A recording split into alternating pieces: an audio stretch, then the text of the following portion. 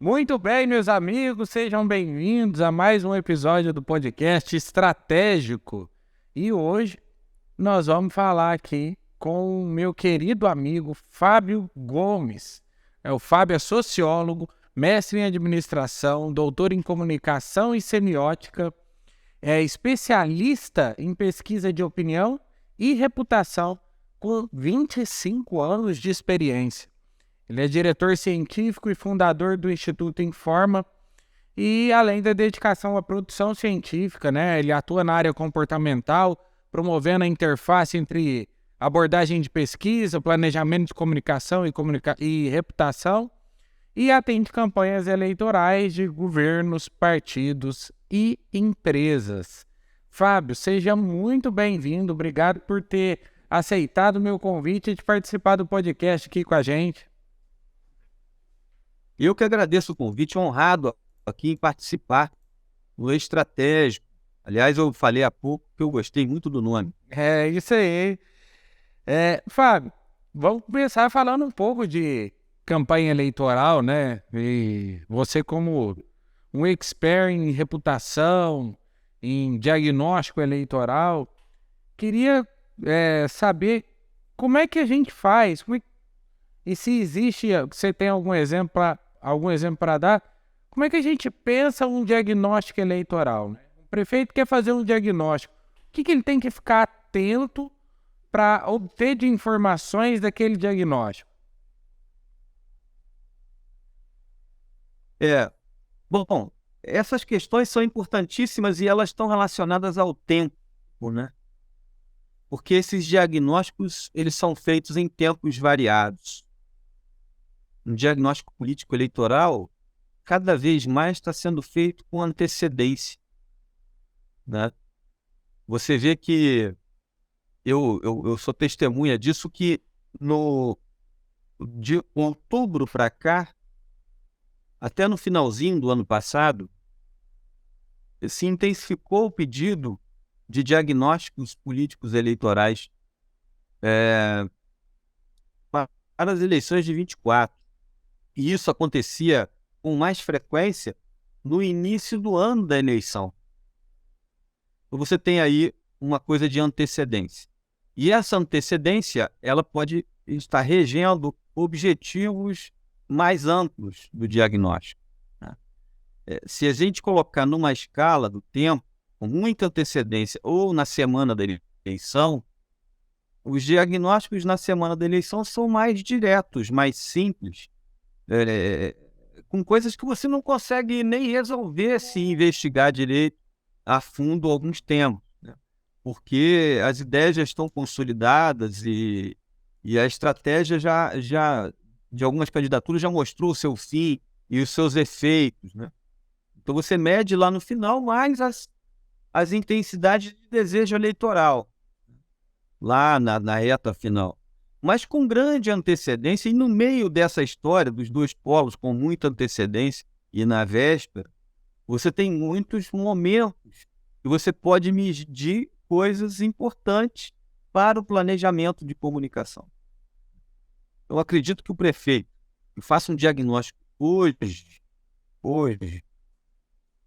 para a sua reeleição ou para a sua sucessão, ele deva estar atento a alguns elementos importantes. Primeiro, aos dados secundários. E eu digo dados secundários lembrando de indicadores socioeconômicos, de fatores que impactam a vida das pessoas, que não estão na pesquisa. Mas, às vezes, o meio político quer observar a pesquisa eleitoral e esquece de olhar os dados secundários. O DataSUS, os indicadores dos grandes centros têm indicadores do IBGE mais constantes. Você tem aí cadências da economia. Você tem indicadores sobre o atendimento no campo da educação, nas cidades. Então, você tem diagnósticos no campo, o prefeito deve estar mais atento a isso, no campo financeiro, da arrecadação, do custo da máquina pública. Então, esse é um primeiro diagnóstico que eu acho que pode anteceder até propriamente a pesquisa. é olhar o mundo da vida das pessoas. E se preparando para a eleição, quanto tempo você acha que é o ideal, né, para a pessoa que quer sair candidata a prefeito? Quanto tempo você acha que ele deve fazer um diagnóstico de conhecimento do cenário, de avaliação do cenário, antes da campanha, né? Eu acho que a movimentação política, ela dá a cadência. Porque se você padronizar um tempo, você pode jogar as pessoas numa preocupação que ainda não é presente lá. Então tem município que o jogo já está se montando, as pessoas já estão se posicionando. Os candidatos já estão sendo lançados. Então, para esse cenário, a antecedência é importante. No momento em que já estiver em curso o jogo político. Então, se agora, a gente está falando aí de mais de um ano da eleição, já tem candidato andando na rua, fazendo proposições, está na hora de medir. Tem município que isso não acontece, que a coisa já está muito na inércia ainda. Só a máquina pública comunica, ou quem sabe nem ela. Então a relação é tão fria que a necessidade de um diagnóstico eleitoral não é tão urgente. Certo? Agora, o que eu acredito muito, Paulo, é o seguinte: a comunicação é um processo e a gestão de reputação é um processo permanente. Ela independe do calendário eleitoral. Eu ouço os políticos falarem que as campanhas estão caras. E elas são mais caras para quem não se prepara, para quem não se planeja e para quem não gerencia a sua própria reputação. A reputação sobre si, na verdade. Então, sobre o seu grupo político, sobre o seu governo. Então fica caro você ter que argumentar tudo no período eleitoral. Você tem uma vantagem. Pode ser o candidato que está na máquina ou o de oposição. O gerenciamento da reputação, não estou falando de presença na internet, não estou falando de quantidade de posts que ele faz por semana, eu não estou falando de poluição do ambiente virtual com seu nome, não estou falando de impulsionamento e presença aleatória na internet, eu estou dizendo sobre gerenciamento, a argumentação da sua importância política, do que ele pode oferecer para transformar a vida das pessoas. Isso é a todo tempo. E a partir do momento que mais gente está fazendo isso, está na hora de medir com pesquisa. Entendi. Fábio, a pesquisa, ela, além de todos esses cenários, né, que a gente consegue vislumbrar, ela às vezes traz algumas surpresas para a gente também, né? Antes da gente começar o podcast, a gente estava conversando sobre algumas histórias e você me contou uma história do Zé Boneco. Você pode contar ela para a gente aqui? Qual foi o seu aprendizado dela, que eu achei muito interessante.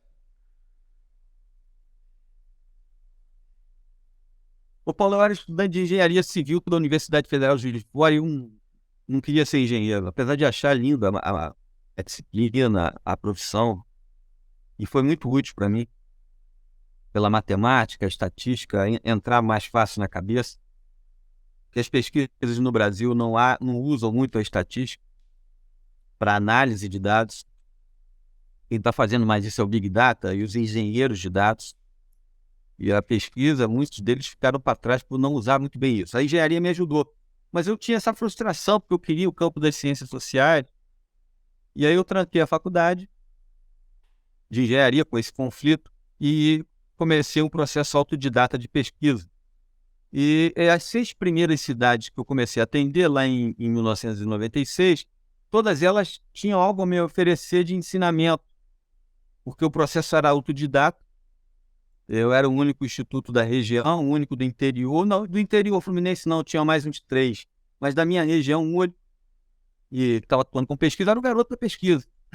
E aí eu estava muito atento, porque era um processo autodidata. Eu tinha que acertar a pesquisa, mas a pesquisa também tinha que me ensinar. Eu não queria estar na outra eleição do mesmo jeito que eu estava naquela. Autodidata agora, mas tem que ser didata na próxima. E, e eu vi o Zé Boneco, um sujeito simples, um vereador simples, não sabia nem ler direito, ler e escrever com dificuldade. E ele se candidatou a prefeito contra um barão local, um fazendeiro. E naquela época, as pessoas estavam fascinadas por uma novela que passava na Globo, que era O Rei do Gado. E o Zé Boneco começava as visitas dele e ele percebeu que na hora da novela ele perdia até voto por interromper as pessoas, porque as pessoas não queriam ser interrompidas e queriam ver a novela. E o Zé começou a visitar as pessoas para assistir com elas a novela antes de falar sobre política. Ele conseguiu ler ali, com toda a sua sagacidade política e não com intelectualidade, o comportamento das pessoas. Mas eu, do outro lado, fazendo pesquisa lá para um grupo sofisticado de marqueteiros da capital, e eles começaram a me perguntar, mas por que esse Zé Boneco está crescendo? E eu não sabia explicar. Então, a pesquisa às vezes tem essas coisas. O sujeito vê a tendência, mas não sabe explicar o que. Aí entra um processo qualitativo. Eu não tinha esse domínio. Eu não sabia fazer essas coisas. E eu só tinha uma saída, a observação. E eu fui para a rua. Então, para além dos entrevistadores que eu enviava para poder coletar as informações, eu fui observar a campanha, porque as pessoas queriam lá uma resposta. E eu não tinha resposta para dar. E eu comecei a observar esse movimento do Zé Boneco, em que ele traduziu aquele sentimento das pessoas torcendo pelo sem terra da novela contra o Rei do Gado, e ele disputando contra um fazendeiro, ele traduziu esse discurso. E ele subia nos palanques, fazendo uma coisa que nenhum marqueteiro gostaria que ele fizesse, e que nenhum marqueteiro indicaria, que era colocar um chapéu de palha, arregaçar a calça, a barra da calça, botar uma enxada na mão e falar que era o sem terra e estava ali para lutar contra o Rei do Gado, que o sem terra iria atender o interesse das pessoas. O que, na mais fina filosofia dos estudos da comunicação, traduziu um processo de alteridade e de defesa do interesse das pessoas e busca do interesse do bem-estar do público. Tudo isso com um gesto, um símbolo, um signo. Ele traduziu um personagem adorado para a política local e ultrapassou o Rei do Gado local e foi vitorioso naquela eleição de forma extraordinária. Essa é uma história que me marcou muito, que me ensinou e falou, olha, realmente você tem que sair da engenharia para ciências sociais e estudar um pouco filosofia e o pensamento social para entender de política e comportamento. Foi o Zé Boneco ganhou a eleição ou não? Ganhou bem, foi um dos melhores prefeitos do estado do Rio de Janeiro, no campo da educação, melhor salário proporcional à receita do município, do estado, e realmente deu um impulso no município bem interessante. Um município pequeno, mas que ele conseguiu alavancar de forma interessante. Política tem muito isso, né, Fábio? A vida imita a arte, né? O pessoal às vezes se referencia muito em artistas, em pessoas que elas têm uma admiração como fãs, às vezes, né? E acabam criando uma intimidade, né? Como é que você enxerga isso para a construção da reputação? Você acha que esse tipo de coisa, como é que a gente traduz esse sentimento através da reputação, né? A pessoa admira, às vezes, um personagem de uma novela e você vai representar aquele personagem praticamente. Como é que você traduz isso na reputação? Sim. Aliás, o Zé Boneco virou uma personalidade famosa depois, com uma entrevista no Fantástico, já depois de ser prefeito, para contar a história inusitada de que o padre da cidade fugiu com a mulher dele. Aí ele virou uma expressão, uma matéria do Fantástico, mas já depois, ele já tinha concluído seu segundo mandato. A gente vive nessa nessa questão hoje muito mais forte dos influencers, né, das influências. E naquele momento, acho que o Zé leu um pouco isso, que o personagem sem terra era um influenciador. Eu acho, Olha, Fábio, só te interrompendo um minutinho, até para minha pergunta ficar mais clara, né? Porque, por exemplo, hoje a gente já enxerga alguns políticos que são mais famosos, como Bolsonaro e Lula, por exemplo, eles não são mais candidatos ou políticos, eles são popstars. Eles, onde chega, todo mundo quer tirar foto, pede autógrafo, e é um negócio. Assim, como é que funciona essa construção, né? A mistura do artista com o político que transforma esse político num popstar e você tem essa construção de reputação. Existe um método para isso? Ou cada pessoa é de um jeito e atrai esse tipo de coisa? você vê que as influências se formam de formas distintas, né? Você tem públicos de aderência de forma distinta. Se você tem duas figuras muito influentes, você citou o Lula e o Bolsonaro, eles são influentes para públicos específicos. Então, embora você tenha ali públicos semelhantes que se entrelaçam e se dividem entre os dois, mas boa parte do público de cada um é distinto e tem interesses distintos e busca em alguém traços distintos, né? Então, se você olhar para o Bolsonaro, ele conseguiu trazer e penetrar no público conservador de forma que o Lula não consegue, porque ele tem a linguagem e as expressões que alcançam esse público. Eu não estou falando da linguagem, por exemplo, de alcançar um público conservador cristão como se fosse um padre ou um pastor. São outros símbolos, são outros atributos. O Bolsonaro deu diversas entrevistas com palavrões e ainda assim cativou um público conservador cristão. Porque não eram os palavrões que iria afastar. Era a autenticidade que as pessoas estavam buscando em alguém que não se preparava para enganar. Tá certo? Então ele conseguia, na sua forma de ser, criar um símbolo daquilo que as pessoas estavam buscando, né? Então, por exemplo, o símbolo, o signo, um termo da comunicação, ele representa algo, né? A nossa relação é com o signo que representa o Bolsonaro, as suas aparições na internet, o seu discurso, os seus conteúdos, vão para além do que ele está fazendo agora, nesse instante. São registros que representam ele, inclusive na sua ausência, né? Ele pode estar lá nos Estados Unidos, mas ele tem a representação. As pessoas sempre buscam bem-estar. Quem pode entregar mais bem-estar na interpretação das pessoas é que vai levar o voto. Fábio, essa construção de reputação, ela é demorada? Ou você acha que é possível construir uma reputação num curto espaço de tempo? É possível construir num curto espaço de tempo. De novo, eu defendo a tese de que a reputação tem 2 estágios.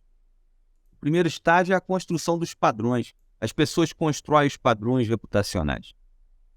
Aquilo que elas entendem, e isso pode variar de uma cidade para outra, de um estado para outro, de um país para outro, o que elas entendem sobre quem trará mais benefícios de bem-estar. Quais são as características daquele que pode produzir uma vida melhor para mim? Quais são os sintomas comportamentais de um líder que pode produzir resultados para a minha vida? Então, nesse conjunto de coisas, as pessoas começam a padronizar.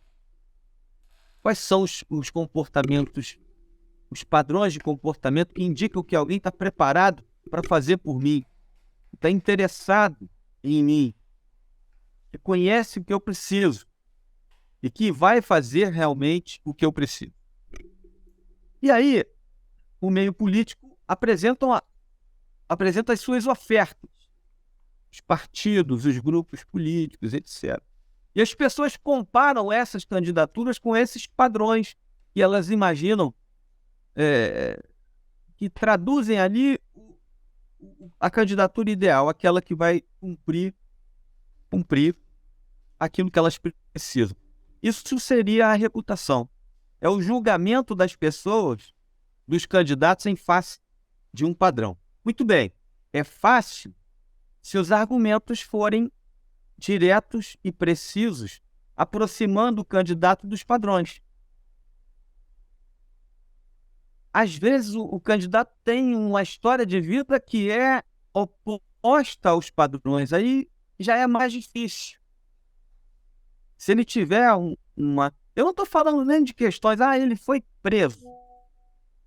Ele foi preso, mas ele tem uma história de entregas na política.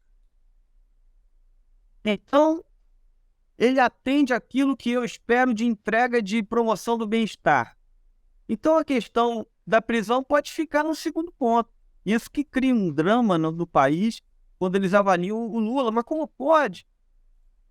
No padrão reputacional dos eleitores do Lula, ele é um promotor de bem-estar, ele atende esse processo. Então, teve lá, ele já vinha com uma carga de entregas de governos passados e se encaixava no desejo das pessoas. Foi duro?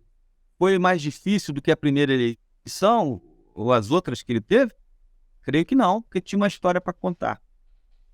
Bolsonaro, na eleição de 18, ele conseguiu ouvir bastante os movimentos que vinham desde 13.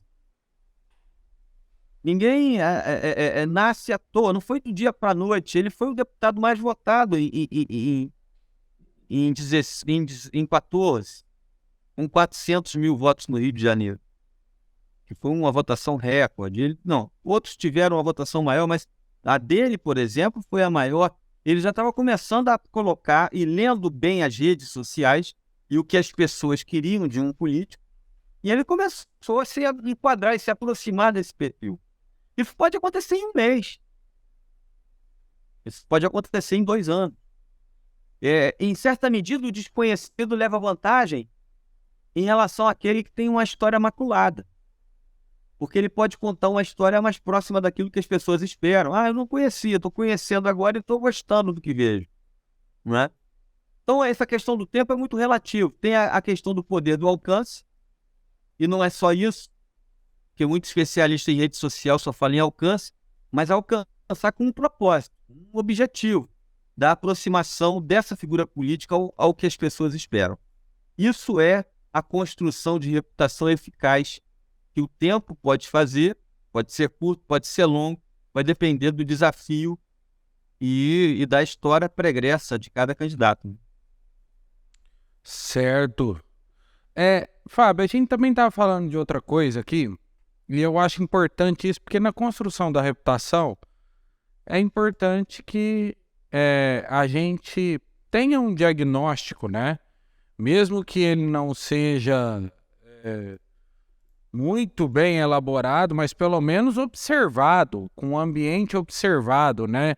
Igual você falou, a gente não tinha estrutura de fazer uma qualitativa, então eu tive que ir para o campo, ouvir as pessoas, observar o que estava acontecendo. Então, partindo desse princípio, né, que a gente precise de um diagnóstico, você tinha falado para mim que você, nessa eleição de 2018, você fez uma pesquisa testando alguns discursos, né, algumas narrativas com vídeo. Você acha que... Duas perguntas. Primeiro, esse tipo de pesquisa, de diagnóstico, mostrando a narrativa através do vídeo, numa quantitativa, né, como você fez, e não numa qualitativa, o que é uma economia de dinheiro muito grande, né? E também nessa percepção das pessoas, você acha que o vídeo ele é mais impactante do que outros tipos de conteúdo, outros tipos de ferramenta? Bom, o uso do vídeo na Quant, ele não elimina qualitativo. Ele, na verdade, ele testa impacto. Então, você pode colocar ali, lógico, e montar 2 vídeos estrategicamente para medir o impacto por conteúdo, né? Mas a história ali é o seguinte: impacta ou não impacta? Se impacta, impacta para quem? Se impacta positivo ou negativo? Quanto que impacta? Tudo isso. Mas por que impactou? Aí já é uma questão mais qualitativa e pode até ser resolvida com perguntas seguintes, mas que não resolve por completo com a amplitude que a pesquisa qualitativa traz, que aí vai mais profundamente na investigação. Mas o que a gente traz ali com a história dos vídeos é o seguinte: sobretudo para candidatos que não são muito conhecidos, é para saber se tem aderência do eleitor àquele tipo de discurso, né? Então, o cara, que às vezes, Paulo, você mede pesquisa, e eu vejo isso muito ser feito no Brasil, se desconstrói candidaturas potentes por estar com 1%, ou 2% da pesquisa, há 2 anos antes da eleição, e o sujeito com 90% de desconhecimento. Não testou o conhecimento dele, você não experimentou, você não fez um simulacro do encontro dele com os eleitores, você não fez nada disso. Então, são muito cruéis essas pesquisas, o uso dessas pesquisas para descartar uma candidatura que pode ser potente. Então, 2 meses antes da eleição, uma eleição extemporânea, no município do interior também do Rio, chamado Teresópolis, eu tenho feito isso em São Paulo, em muitos municípios muito pequenos, é mais complicado, mas tenho feito aqui em grandes municípios médios também. Mas essa eleição de Teresópolis foi extemporânea, 18, o cara era 90% desconhecido, empresário. Então, na pesquisa, ele estava com 2%. Eu falei, se você faz essa pesquisa de novo, é para desmontar o seu grupo, faltam 2 meses para a eleição. Vamos usar o vídeo para ver se as pessoas se interessam por você. E aí, o interesse das pessoas por aquela figura foi de 40%. E a intenção de voto dele era de 2%. E você vê que no correr da campanha ele teve 37% de intenção de voto, próximo do interesse das pessoas por alguém desconhecido. Mas eu, para avaliar qualquer coisa, eu preciso conhecer, eu preciso experimentar. Eu preciso dar a prova. O mercado faz isso. Teste de consumo, teste cego de consumo. Você apresenta o produto para ver se gosta. É mais do que botar o produto na prateleira e falar, escolhe aí, né? Tem todo um processo antes, né? Experimentação. Então, acho que o vídeo tem esse papel. Fábio, pelas experiências que você já teve, né? Qual foi o maior desafio de ajuste de reputação que você precisou fazer? Uma pessoa que às vezes era muito maculada e precisou fazer a campanha dela, ou uma pessoa absolutamente desconhecida, como você está citando no exemplo, né? Como é que... Você tem algum desafio que você lembra que te marcou, não? Olha, a própria eleição, eu não participei da eleição dele, mas foi uma coisa de planejamento partidário do Tarcísio aqui em São Paulo. O partido dele, o Republicanos, tinha uma dúvida sobre a aderência entre o discurso do partido e a figura política desconhecida ainda. Isso foi 1 ano e meio antes da eleição. A figura política ainda desconhecida do Tarcísio. Esse foi um processo muito, muito trabalhoso, porque você tinha que mostrar conteúdos e tirar a relação das pessoas com o partido e a relação das pessoas com o candidato e ver se tinha alguma aderência, né? Isso foi um desafio interessante, né? A outra coisa que me chamou a atenção, eu não tenho... Na minha atuação, eu trabalho tanto para a direita quanto para a centro-esquerda. confesso que a esquerda extremada não gosta muito de pesquisa. Acho que já conhece bem o público que é mais cativo ali e tal. Nunca não tive. Eu tive até uma pequena experiência, mas sempre é um desafio apresentar. Mas a campanha da Dilma de reeleição foi um desafio qualitativo em algum cenário que foi importante testar ali com qualitativo, que nós participamos, no momento em que o Aécio disparou e eles precisavam entender por que desse disparo e como neutralizar, etc. Eu não fiz um trabalho mais geral, mas foi por uma parte da campanha e foi um desafio interessante também de uma campanha presidencial. Mas as histórias são muitas, inclusive daquelas que você faz um diagnóstico para falar, bicho, não é tua hora. Não é tua hora, né? Eu cito o exemplo na época, presidente do PTB, o Roberto Jefferson, quando ele denunciou o mensalão. Então, ele queria fazer um programa de desconstrução do Lula, por exemplo, no seu partido, que ele estava em guerra pela imprensa, mas ele queria fazer isso usando o programa de TV do partido, e a pesquisa disse não é a hora. Não vai funcionar. Enquanto reforço do discurso e até alçar uma posição de candidato um pouco mais para frente. É um caso que conta até com autorização de que você usa a pesquisa para poder dizer não tem jeito agora. Não é agora, né? Um outro caso importante que as pessoas conhecem é a campanha do Russomano em 12, né? E que esse foi um desafio muito interessante, porque ele liderava as pesquisas e atrás dele estava o Haddad e o Serra. E nós fizemos uma qualitativa e uma quantitativa e levamos um relato muito drástico do que poderia acontecer, de que 1/3 dos eleitores dele achavam que ele não estava preparado para aquela função de prefeito da capital de São Paulo, né? E tinham muita insegurança sobre o seu plano para a cidade, seu governo, etc. 1/3 do eleitor dele. Mas eu levei essa informação e criou-se um drama na campanha. Acho que o Valor Econômico até noticiou isso à época.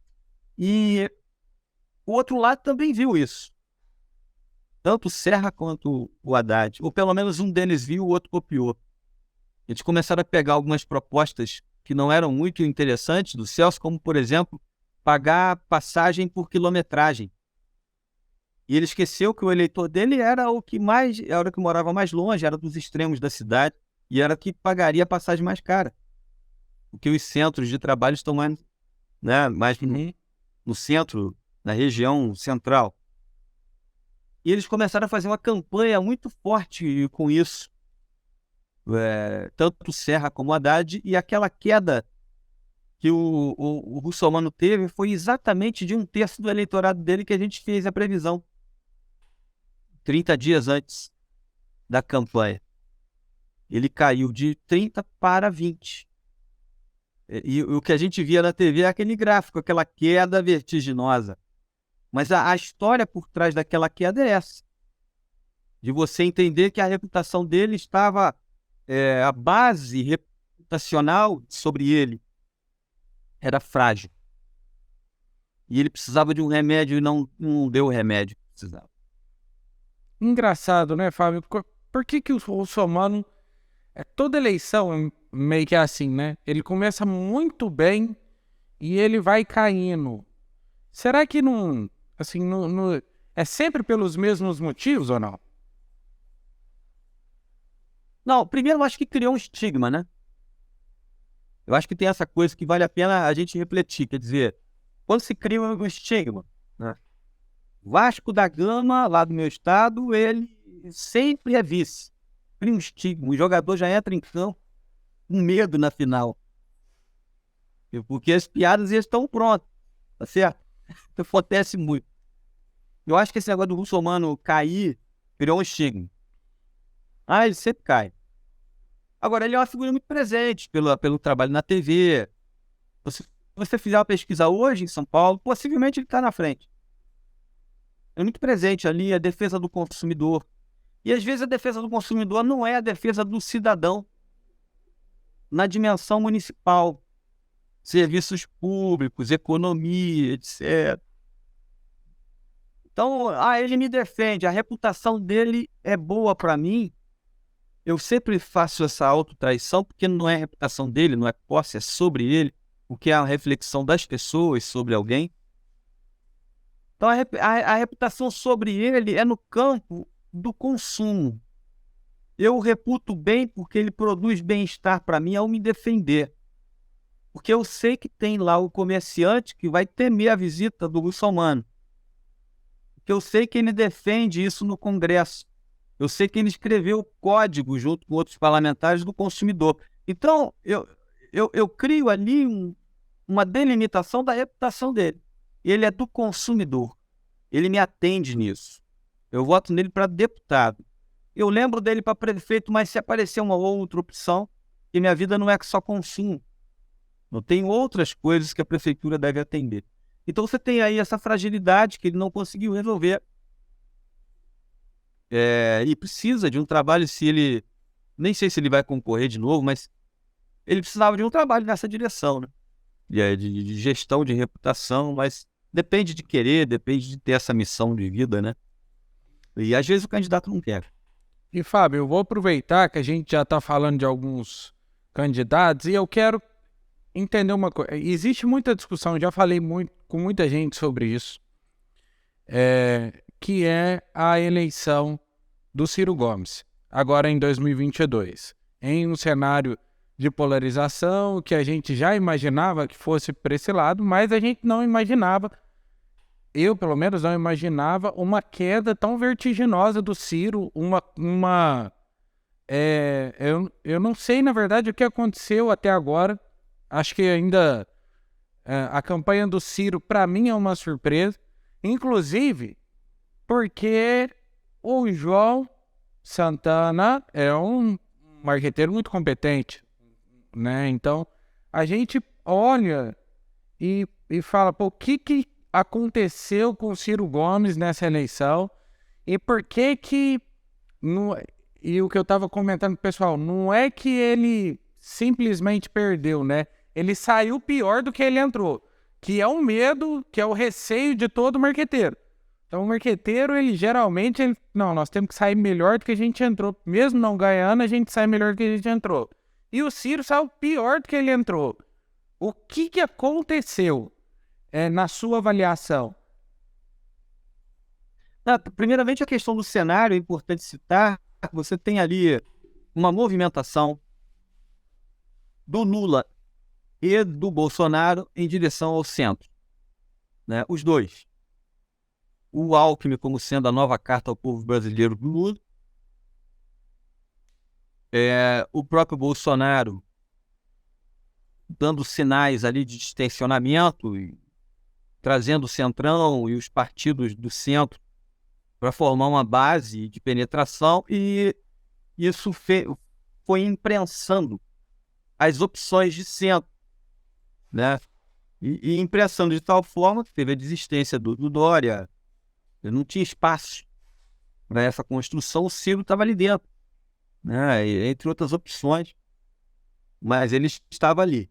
Essa é uma questão. As perspectivas para o Ciro, eles eram reduzidas, assim como eram da Simone. Não pelas figuras em si, como começaram e sua história, sua trajetória, mas porque a polarização ela ganhou muito espaço, muito terreno no centro e não permitiu o nascimento de uma outra vertente, né? E quanto ao Ciro, foi o sujeito que mais fez qualitativa no Brasil naquela campanha. Pô, foram muitas. E o que eles mais, assim, a constatação mais firme que eles tiveram sobre o Ciro, além desse desafio, só estou falando de comentários aí na praça, dos profissionais, e até coisas que são na imprensa. O Ciro descobriu uma coisa na qualitativa que era o seguinte: Eu adoro ver o Ciro falar. Fala muito bem, ele tem ginga no discurso. Eu não entendo nada do que ele fala. Falando de cidadão comum. O eleitor, ele apreciava o Ciro falando pela forma, pela energia, mas não entendia o que ele falava. Né? Aqueles discursos da economia. Então, ali era uma dificuldade. E diante dessa dificuldade, o marqueteiro começou a usar diversos artifícios para popularizar a linguagem do Ciro. Então você tinha lá aquela coisa do videogame, você tinha várias tentativas, né, que não se mostraram no seu curso resolvendo a questão, de repente, do entendimento sobre o que ele dizia e de sair das cordas pressionadas ali pelo Bolsonaro e pelo Lula. Esses eram dois desafios para ele, para o Ciro agora, o da linguagem e do espaço político, que não tinha para ninguém, nem para ele, nem para outro. Né? Então a gente não pode culpá-lo por isso. E no final, eu acho que ele errou a mão para o confronto direto contra o Lula. Ele é um problema de centro-esquerda. Ele não poderia, de forma alguma, agredir o eleitor que tem simpatia pela esquerda. E ali ele errou. E ali eu acho que promoveu a queda dele, o afastamento dele de eleitores de esquerda e centro-esquerda que gostam do Lula e que achavam que se é por nós, não é contra nós. Então por que ele está contra? Eu acho que ali foi a questão final para ele. Não entendi. E você esperava essa recuperação do Bolsonaro? Porque o Bolsonaro também passou um período muito difícil de avaliação de governo, né? Principalmente durante a pandemia. E até pouco tempo antes da eleição, todo mundo meio que julgava, e inclusive os institutos de pesquisa, né? Que a gente não sabe se foi propositalmente ou se realmente foi uma falha de metodologia ou uma mudança de comportamento social de última hora. Você acredita que essa mudança do Bolsonaro, você acreditou nesse crescimento do Bolsonaro? Que a eleição terminou muito próxima, né? Se eu não me engano, foi 50,8 a 49,2. Então foi uma eleição muito próxima. Você acreditava nisso também? Eu acredito muito na força da máquina sempre. Bolsonaro fez alguns ajustes importantes, foi mais cuidadoso na campanha, mas eu tenho dúvidas se ele estava tão atrás na antecedência da campanha. Eu creio que os institutos, e eu não sei a origem, eu fui até numa comissão do Senado falar sobre isso. Há uma questão dos institutos não pegarem o voto de direita no Brasil. Isso aconteceu também nos Estados Unidos. Tem um defeito ali. Eu acho, e isso eu falei lá no Congresso sobre isso, os institutos têm que se debruçar sobre os respondentes de pesquisa, fazer pesquisa sobre respondentes de pesquisa. De novo, você vê aí a avaliação do governo Lula, você vê lá um percentual grande de não resposta. Tem gente que está se ausentando. O que se ausenta? Aquela ausência ali impactou a intenção de voto do Bolsonaro. E veja que o defeito está ali na direita, no voto de direita, porque não aconteceu só com o Bolsonaro, aconteceu também em São Paulo, aconteceu no Sul. De São Paulo para baixo aconteceu. Eles não erraram o voto de esquerda. Você vê que a projeção do voto de esquerda foi correta. O Boulos, Lula, no Sul também. O erro foi na direita. Proposital, todo mundo errando, essa multidão de instituto publicando dados. Pode ser que alguns sim, eu não vou botar a mão no fogo por ninguém. Mas tem um defeito aí de fábrica. E precisa ser corrigido para eles não errarem de novo. Porque Porque tinha eleitor de direita batendo em entrevistador de instituto na rua. Você tá batendo, você acha que vai responder questionário? né? Um negócio. Tem uma aversão. Eu não sei se é só ausência.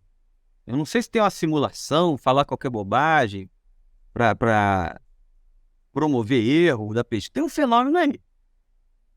Agora pode misturar questões éticas e questões de erro metodológico. Sim, eu acho que pode ter as duas coisas. É isso que eu ia te perguntar sobre a metodologia, porque nós vivemos isso. Eu fiz uma especialização em Washington em 2016, na campanha do Trump contra a Hillary, e os institutos lá também erraram muito, assim, de muito longe, as quantitativas. E a gente foi ter uma palestra lá com o pessoal que estava trabalhando na campanha do Trump, na George Washington University, e eles falaram pra gente, vocês vão ter uma surpresa muito grande aqui, porque o eleitor do Trump, aí falou aquilo que todo mundo já sabe, é um eleitor silencioso, ele não vai responder que vota no Trump na quantitativa, existia esse estigma, vou falar até, de que os institutos de pesquisa já faziam uma pesquisa para dar um resultado bom para os democratas, e enfim, e na construção disso tudo a gente se espantou muito, porque naquele momento você assistia Fox, você assistia outros canais, e você tinha lá uma diferença mas muito gritante. Era de 75% para Hillary e 25% para o Trump. Ou às vezes pesquisas que mostravam lá as mais comedidas, né, 68% para Hillary. Então, foi uma diferença muito grande no final da eleição. E aqui nós vivemos uma, não sei se uma falha de metodologia generalizada ou uma experiência parecida. Mas eu não acredito que seja igual a do Trump naquele momento, porque o Bolsonaro já era presidente. Já não tinha mais esse negócio de tenho medo de falar que eu vou votar no Bolsonaro, tenho receio. Muito pelo contrário, eu acho que o eleitor do Bolsonaro a militância dele era mais forte do que a militância do Lula. Só que alguns problemas e algumas falhas de metodologia me fizeram crer que talvez não fosse tão proposital. E é o que eu queria te perguntar. Porque o censo do IBGE coloca o público evangélico hoje com, se eu não me engano, 25%. E algumas pessoas, alguns especialistas em estatísticas, dizem que, se eu não me engano, 25%. E algumas pessoas, alguns especialistas em estatísticas, dizem que esse público já é de 40%. Se houver essa diferença tão grande entre o que é o censo do IBGE e o que é a realidade, principalmente para o Bolsonaro, que tinha um público evangélico muito grande, isso poderia ter feito a diferença em 6, 7 pontos, 5 pontos na pesquisa. Você não acha? Não, eu acho sim. A gente tem uma questão do censo atrasado. E ele começou a ser atrasado com a Dilma e também permaneceu atrasado com o Bolsonaro. Porque nós temos o censo por década, né? Então, 2010 foi o último. 2020, não temos ainda pronto.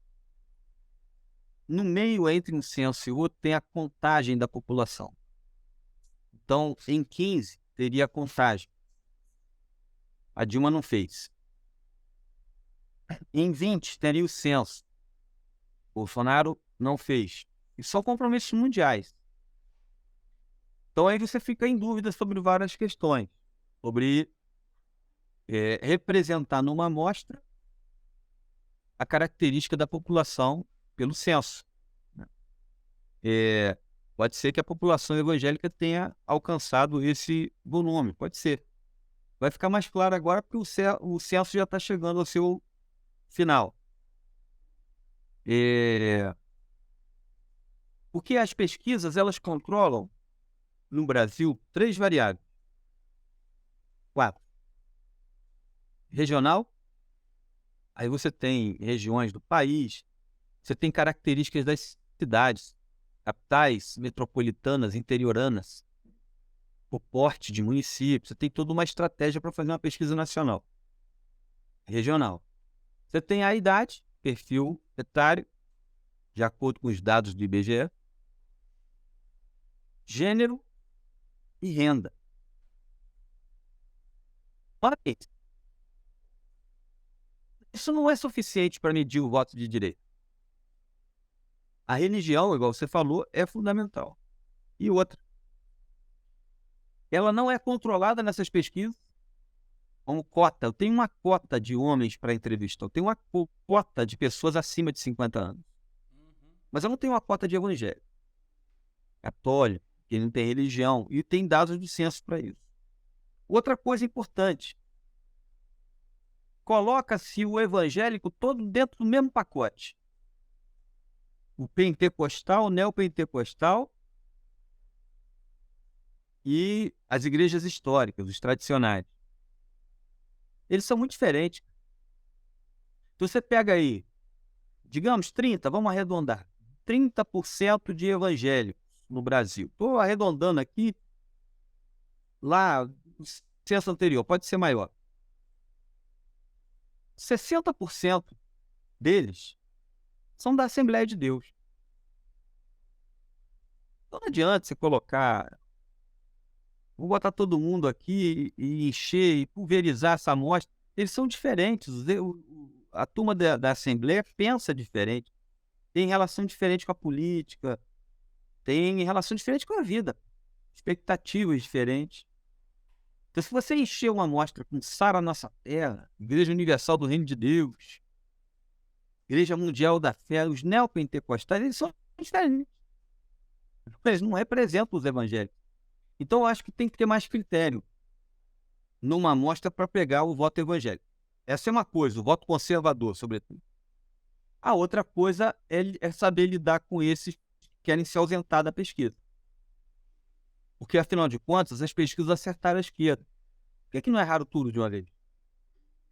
Porque tem uma coisa do comportamento do eleitor. Tem um fenômeno aí. Por que os eleitores de direita se ausentaram da amostra? Isso é também uma questão a se resolver.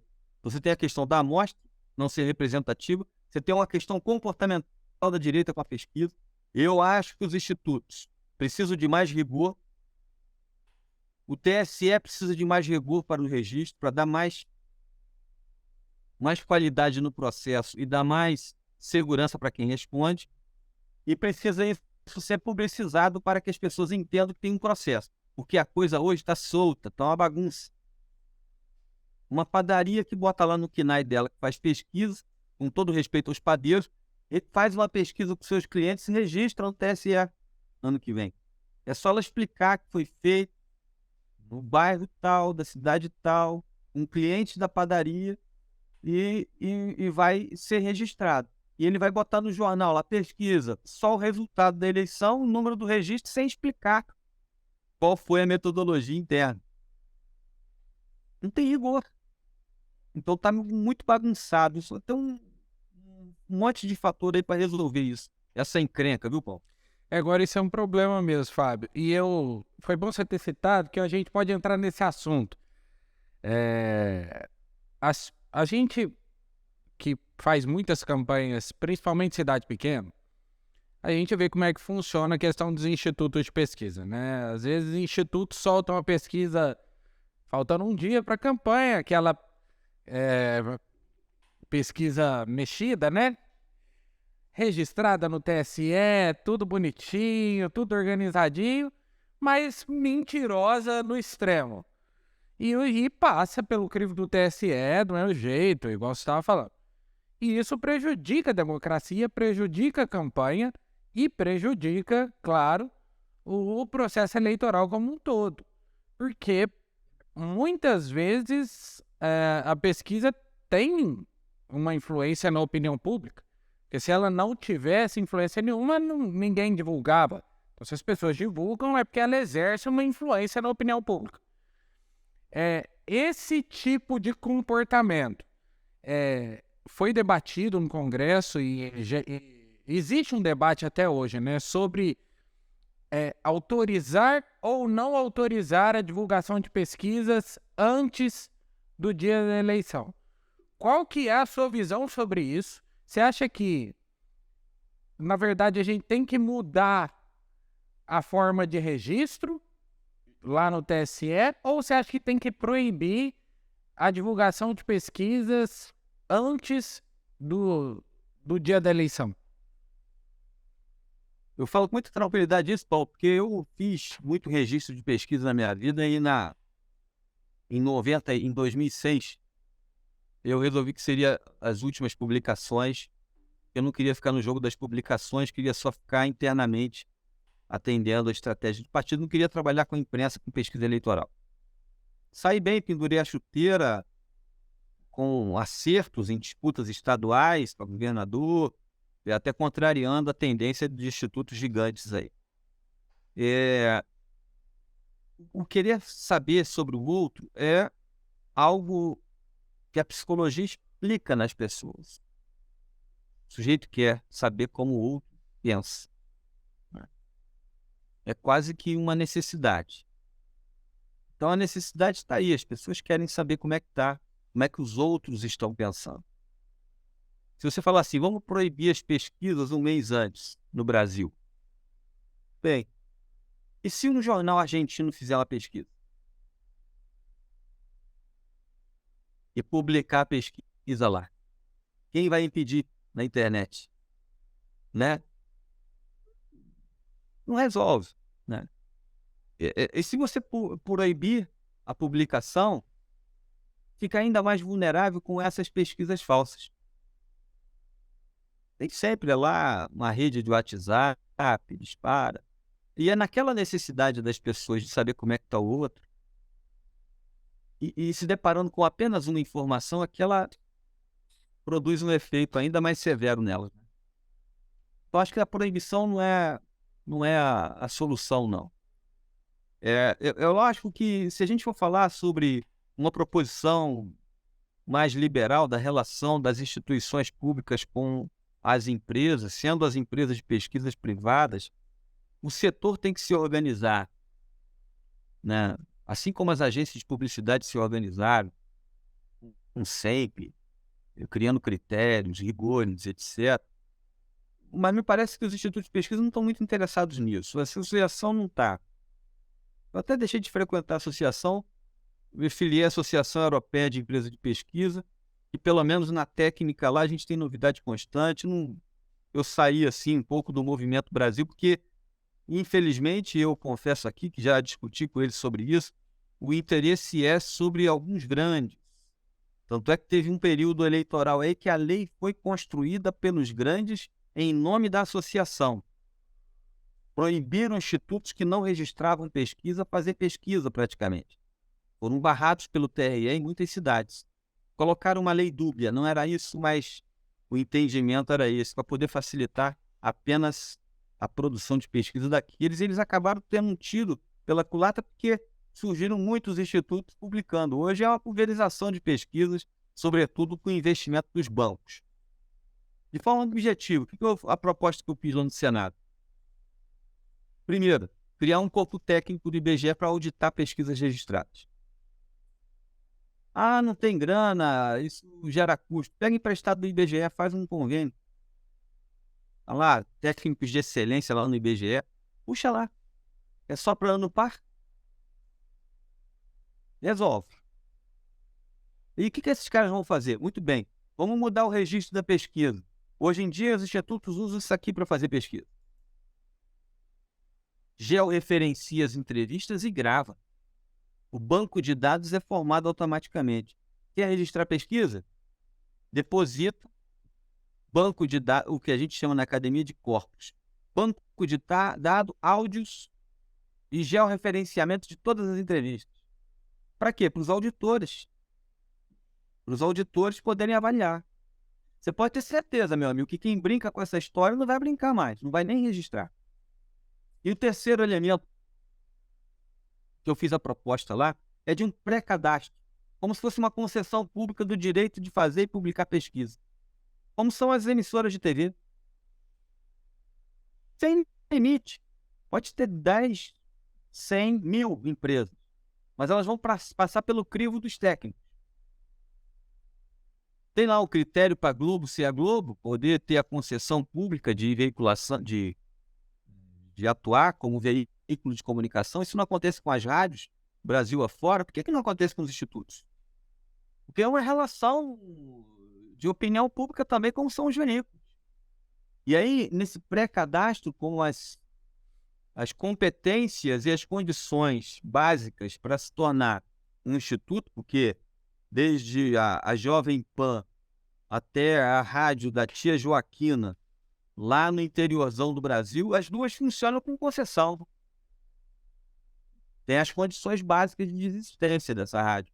Vai ter as condições básicas de existência do instituto. E a partir disso, ele pode registrar. Mas registra divulgando lá, depositando tudo que ele fez. Método, base de dados, gravações, para os auditores validarem. Garantias você vai ter. Auditorias você vai ter. O medo daqueles que fazem bobagem vai aparecer. Além disso, o TSE vai ter uma base de dados extraordinária sobre o comportamento do brasileiro com a democracia. Vai auxiliar tudo.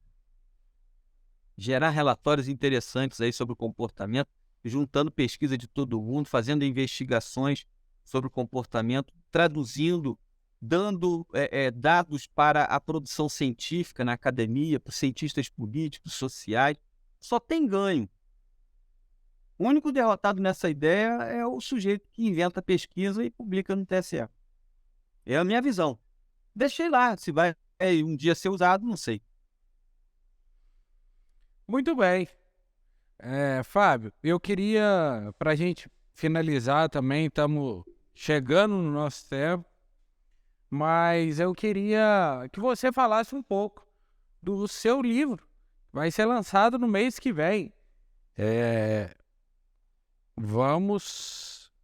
Reputação em 2 estágios. O que é esse livro? Como que surgiu a ideia dele? O que você vai mostrar pra gente nele? Eu tenho um livro, eu tô achando até que é aquele que tá ali atrás da sua estante, se eu tô enxergando direito, tá embaixo desses 2 bonequinhos aí. Vê se um verdinho, o terceiro livro aí. É esse mesmo. Parece muito. Aqui. É ele mesmo? Ó, Ó que eu tô enxergando bem, Paulo. olha aqui. Vamos lá. Olha aí. Comunicação dialógica e reputação eleitoral. Esse foi um livro que eu publiquei em 18, de conclusões que eu tirei de várias pesquisas qualitativas pelo Brasil inteiro sobre a reputação eleitoral, né? Esse foi o primeiro. E naquele período ali eu publiquei o livro, estava ingressando no doutorado da PUC de São Paulo para entender melhor, investigar melhor.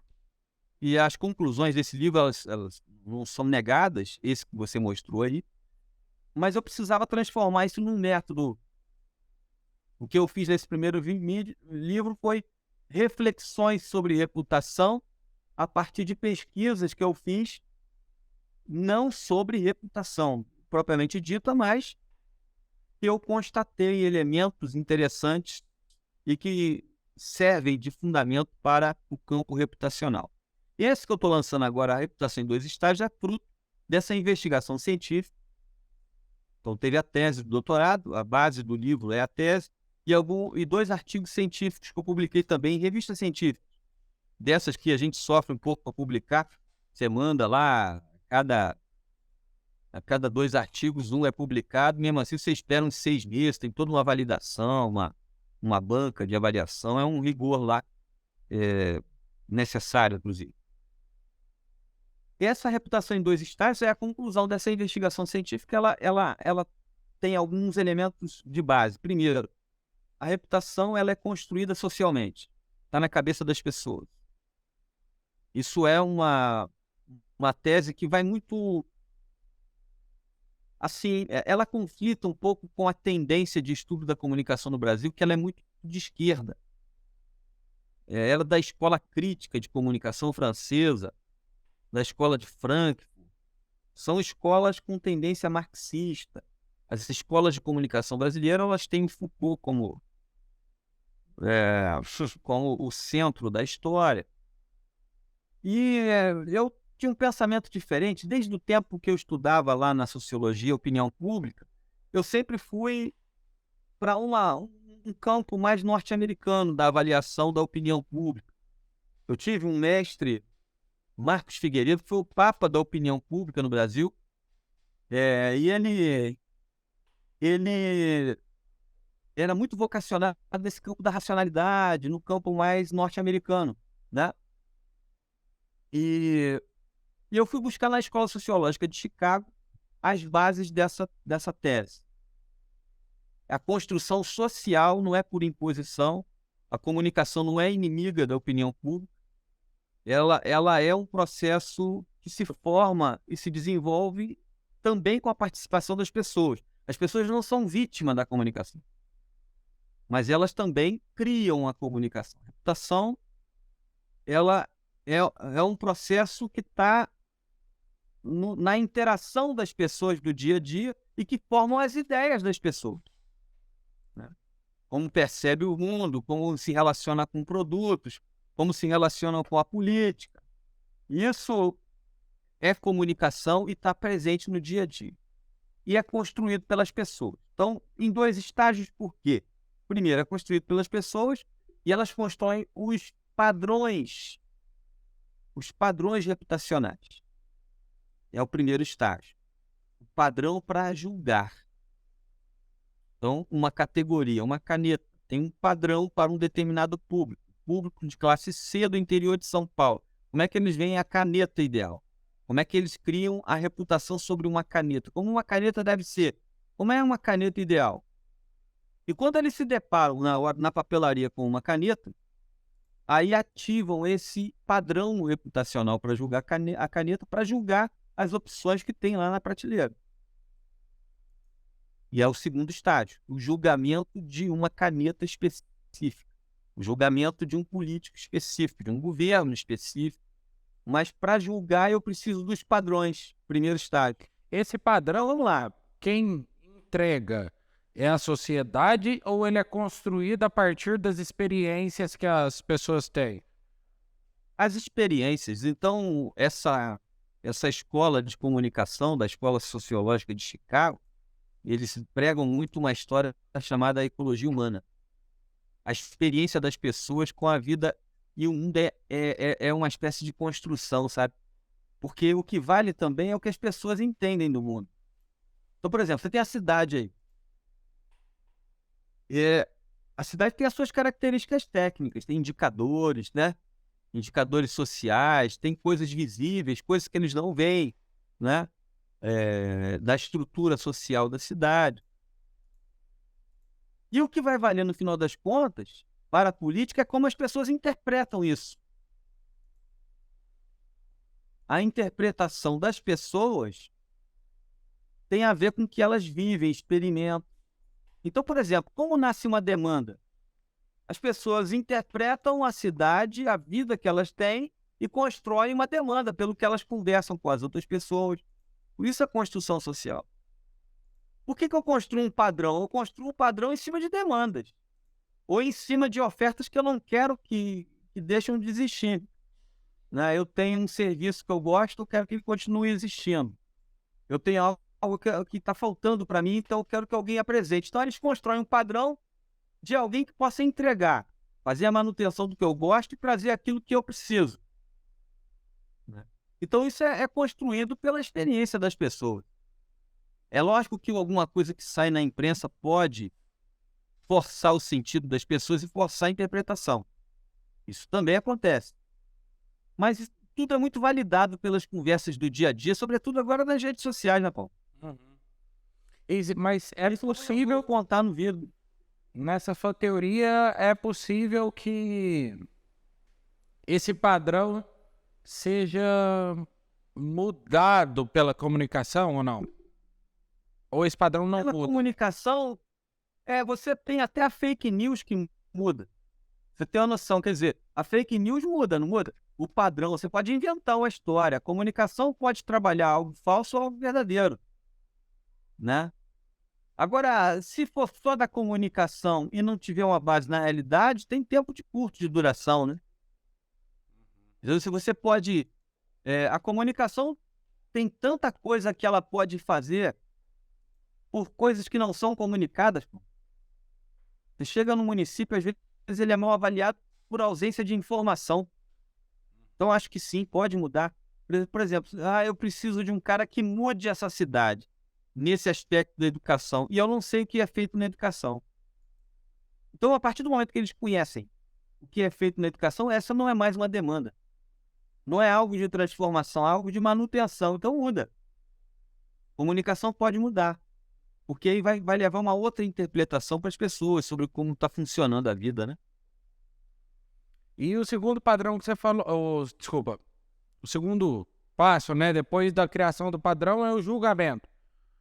Julgamento. Aí eu estou avaliando as opções, usando o padrão como base. Entendi. Esses são os dois estágios da reputação e que você vai ter acesso em abril. Já tem a data, Fábio? Ou ainda não? O negócio da editora, a gente fala assim, vamos ver depois, pode atrasar um pouquinho, alguma coisinha, um dia ou outro, mas falou que em 25 dias já está aí à disposição. Ah, muito É ótimo. dentro do mês de abril. Vai ter pré-venda ou não? Pai, estou pensando muito nisso. É, Essa é a pior parte para mim, Paulo. Fazer aqueles eventos em livraria. Se eu puder, eu vou fugir. Mas aqui na internet a gente vai fazer bastante. Eu vou contar muito contigo disso aí. ó, tamo junto. Tem Instagram pro pessoal seguir, ou Facebook, ou site. Rapaz, eu tenho, mas como é que... Deixa eu pegar aqui o Instagram. Eu acabo não decorando essas coisas, sabe? A gente vai usando aqui. Eu sou um estudioso da comunicação, mas não sou um habilidoso usuário. Ó, Fábio É Gomes _ in. Isso. é isso aí. Vocês... Acabei de ler. Peraí. Pelo Instagram. Ó, ó. É esse mesmo. Isso aqui, ó. Fábio Gomes in. Que você pode... Eu uso mais esse aí. Tô sempre... Não sou tão ativo como deveria, como pede aí os novos tempos, mas vez ou outro eu apareço. É isso aí. Mas, Fábio, muito obrigado, viu? Por aceitar o meu convite e participar comigo desse bate-papo. Foi muito esclarecedor. Acho que a sua visão, principalmente sobre pesquisa eleitoral, campo de reputação e a sua dicção para explicar e para mostrar, você é um professor nato, né? Então, nós aprendemos muito nessa entrevista, nesse bate-papo nosso. Quero te agradecer por ter aceito o convite para bater papo e espero que outras vezes a gente possa conversar mais ainda, né? Eu agradeço muito o convite, para tua disposição, foi agradável. E sempre que quiser, a gente vai estar junto aí. Tá certo. Muito obrigado. Obrigado a todos vocês que acompanharam a gente nesse bate-papo. Não se esqueça de se inscrever no canal, curtir essa entrevista, se você gostou do bate-papo. Comenta aqui o que você acha, você concorda, você não concorda. E aguardo vocês no próximo episódio, toda quinta-feira, 7 horas da noite. Tem um episódio, tem um bate-papo com alguém. E fica ligado aqui no canal, se inscreve, curte o vídeo e tamo junto. Obrigado, um abraço, boa noite para todo mundo.